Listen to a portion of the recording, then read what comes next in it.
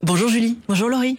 Tout cet été sur Sud Radio, on vous retrouve pour nous présenter les grandes affaires criminelles avec le magazine Le Nouveau Détective.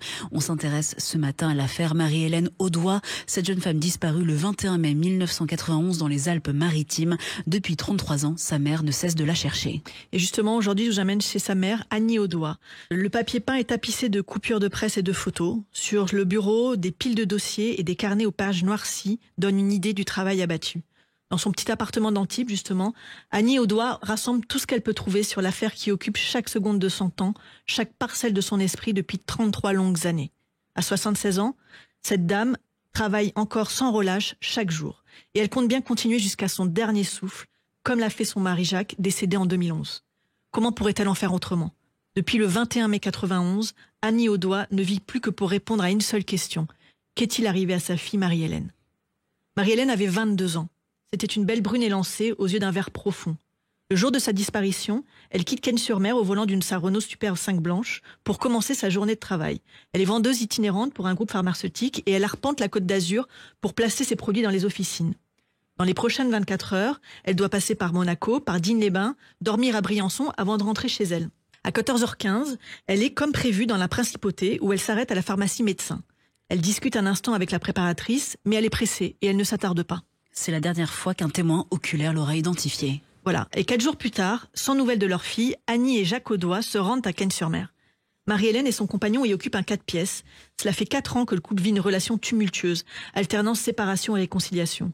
Lui, c'est un séducteur compulsif. Et il a bien du mal à rester fidèle. Et Marie-Hélène, amoureuse depuis le lycée, finit toujours par lui pardonner. Ce dimanche 26 mai 1991, l'homme de 22 ans accueille ses beaux-parents avec la tête de celui qui a fait passer la nuit à faire la fête. Il ne sait pas non plus où est Marie-Hélène et ça n'a pas l'air de l'inquiéter vraiment.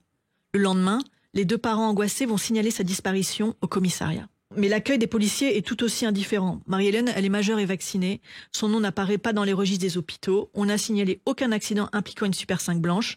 Donc les investigations s'arrêtent là. Persuadés malgré tout que quelque chose de grave est arrivé, Annie et Jacques prennent les devants. Mobilisant leurs proches, ils partent ratisser les routes de la côte, s'arrêtant sur chaque parking, chaque bas-côté, dans l'espoir de retrouver la voiture de Marie-Hélène. Ils louent même un hélicoptère pour survoler les zones escarpées de l'arrière-pays et achètent un sonar pour sonder le canal de la Durance. Ancien parachutiste, Jacques Audoy mobilise même ses vieux compagnons d'armes qui descendent explorer en rappel les ravins des environs. Mais toutes ces dépenses d'argent et d'énergie demeurent infructueuses, tout comme l'appel à témoins assorti d'une prime de 500 000 francs pour toute information déterminante. Et début juin 1991, l'APJ se saisit enfin de l'affaire. Mais elle ne trouve rien non plus. Le seul témoignage crédible est celui d'un patron de sandwicherie de Cagnes-sur-Mer qui pense avoir vu Marie-Hélène dans son snack l'après-midi de sa disparition. Si c'est vrai, la jeune femme aurait donc changé ses plans et serait revenue dans sa ville de résidence. Mais pour y faire quoi ? Rencontrer quelqu'un ? Son petit ami ? En tout cas, si l'affaire est criminelle, il fait évidemment figure de suspect numéro 1. Interrogé, le jeune homme ne cache rien de ses tromperies ni de ses disputes à répétition avec Marie-Hélène. Il n'a pas d'alibi pour le 21 mai, mais ni les perquisitions ni le placement de sa ligne sur écoute ne permettent de le confondre. À peine amorcée, l'enquête se retrouve déjà au point mort. Mais en octobre, enfin une nouvelle piste s'ouvre, une piste prometteuse mais terriblement inquiétante. Nous sommes alors le 6 octobre 1991. Ce jour-là, une vendeuse de fringues assiste à un étrange manège dans sa boutique de Juan-les-Pins. Un homme d'une 40aine d'années débarque en compagnie de 2 jolies femmes. L'homme les tient par la taille, leur touche les fesses sans se gêner. Mais ce qui heurte surtout la vendeuse, c'est le regard vitreux des 2 filles qui paraissent amorphes, comme droguées. L'inconnu achète des vêtements sexy pour ses copines, paye en carte bleue et repart au volant de son 4x4. Et puisque l'une des 2 femmes ressemble étrangement à la disparue signalée par les journaux, la vendeuse donne l'alerte. Grâce à sa carte bleue, on identifie l'homme en question. C'est un certain Daniel M., que la brigade des mœurs connaît bien. Voilà des années qu'on le soupçonne de fournir des prostituées aux riches hommes d'affaires de la Riviera. Il aborde les jolies filles dans les bars chics de Monaco ou de Cannes. Il se présente comme un banquier suisse et leur promet monts et merveilles. Puis il les drogue, les séquestre et les livre à ses clients. Marie-Hélène a-t-elle atterri entre ses griffes ? La jolie brune aurait très bien pu lui taper dans l'œil. Et l'hypothèse se renforce lorsqu'une employée de la villa du proxénète dit y avoir croisé une fille qui lui ressemblait. Il faut pourtant attendre 3 ans avant que la PJ ne réunisse suffisamment d'éléments pour interpeller le suspect. Le 3 juin 1994, Daniel M. est inculpé et placé en détention provisoire. Annie et Jacques Audoy pensent enfin toucher au but. Hélas, la piste est trop belle pour être vraie. Le suspect est rapidement mis hors de cause. Aucun indice concret ne permet de le relier à l'affaire. Et puis surtout, il se trouve à l'étranger quand Marie-Hélène s'est volatilisée. Donc après 3 ans à courir le mauvais lièvre, la PJ est dessaisie du dossier. La section de recherche de la gendarmerie des Marseilles reprend l'enquête depuis le début. Il reconsidère l'entourage et les fréquentations de la disparue au printemps 91. Et c'est là qu'un nouveau personnage intéressant émerge, une certaine Evelyne L. Alors cette femme, elle a longtemps été la patronne du compagnon de Marie-Hélène et malgré ses 15 ans de plus, elle a aussi été sa maîtresse. Petite blonde aux formes généreuses, réputée pour son tempérament volcanique, Evelyne est la directrice d'une agence immobilière cannoise où le compagnon de Marie-Hélène a travaillé en 1990. Mais il semble qu'il fut aussi son gigolo et qu'elle payait son loyer en échange de services en nature.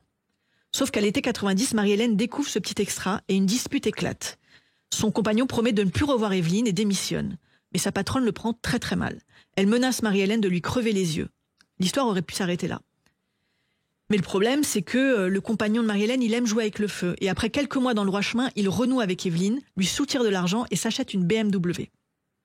En février 91, Evelyne s'introduit même dans l'appartement du couple, à Cagnes-sur-Mer. Elle vole le parfum de sa rivale et lui laisse un rouge à lèvres personnel en souvenir. Marie-Hélène est évidemment furieuse.